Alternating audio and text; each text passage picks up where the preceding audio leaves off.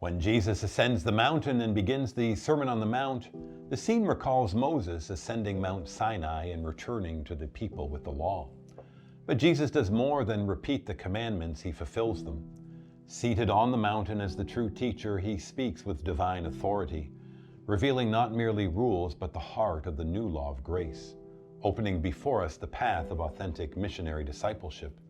He begins with the Beatitudes, often described as a spiritual portrait of Christ or even his interior biography.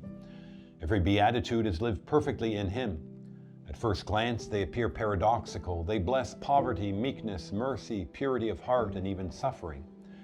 These values run counter to much of what the world celebrates. Yet the word beata means happiness.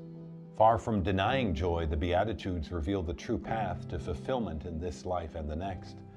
They remind us that God's economy is radically different from the world's and that lasting happiness is found not in self-assertion but in surrender to God.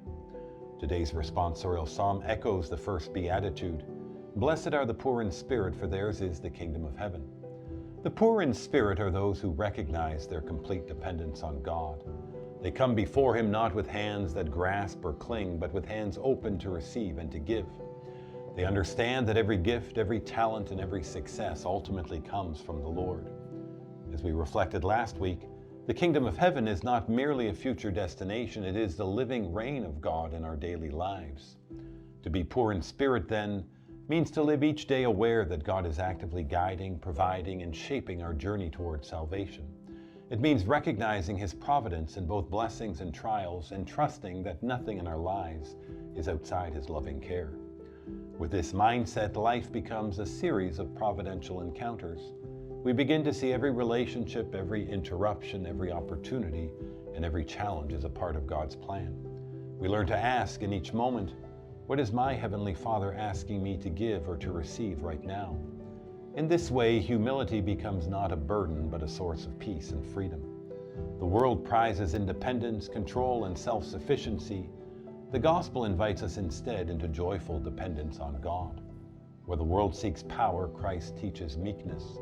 Where the world seeks security and possessions, Christ offers security and trust. In the economy of God, surrender becomes freedom, trust becomes peace, and humility becomes the doorway to true greatness. As a spiritual exercise this week, choose one beatitude and strive to live it intentionally and concretely.